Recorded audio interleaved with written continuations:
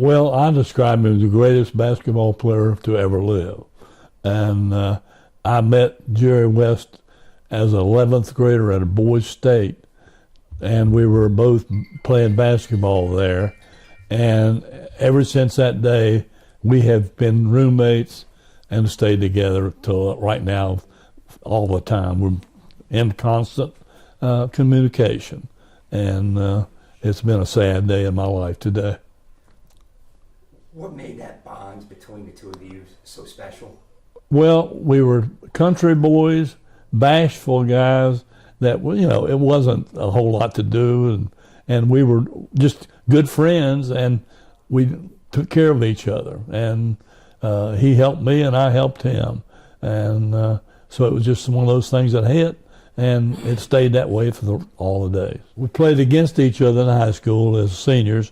We played in the state tournament in West Virginia, and he beat me, and he scored 43 points, but I ended up with 37. So we were, we were friends already, and from that day on, we decided to go to the same place. There were so many of them, I can't remember them, but when we were smart enough as a team of young West Virginia kids playing in this league, we found out that we needed to go to Jerry, give him the ball, and we did. We gave him the ball. Now, we played, and I'm not picking on VMI, but we played VMI in that league, and they were pretty good. But I got 16 points against VMI, and Jerry got 15. But we turned around and go to Tennessee, which was one of the top teams in the country. Jerry scores 44. But every time we played someone that was really great, the ball went to him. He took care of it, passed it.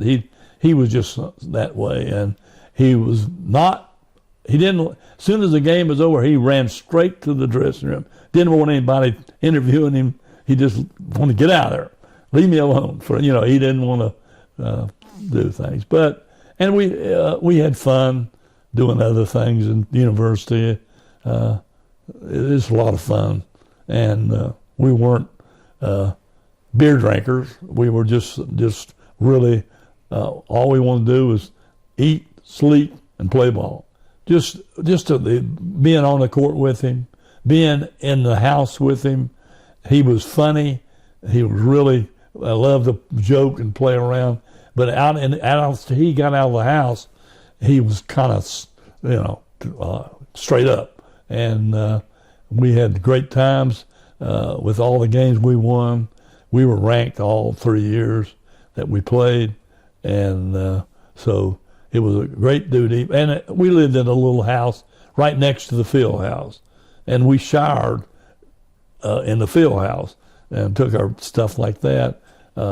All the people, anytime we liked to go to pool rooms and play around and movies, and sometimes we went too often to the movies and should have been studying a little bit more. But we did graduate on time in West Virginia University at that time. Had a hard time getting him going across the stage. His mother and dad were there, and Jerry balked on it. He wasn't going to walk across that, and I had to talk him into it. I could talk him into a lot of things. Yeah, he was very shy, and we kind of hoped that, like to do things. We did it all together, and we rode. I had a car all the time, luckily, and he was always my co-pilot. So anyway, that was not a problem. We enjoyed each other, and we had other friends that were good people, and a lot of them I can't tell you how many of them that have come by and called today. I've had calls from everywhere. It's kind of a real emotional morning. But anyway, it's over, and he's gone, and he will remember but everyone, and particularly us. What are you going to remember the most? I know you're choked up right now. Just the idea that he was there, and we would talk. He liked to pick on my wife, gave her hard time all the time.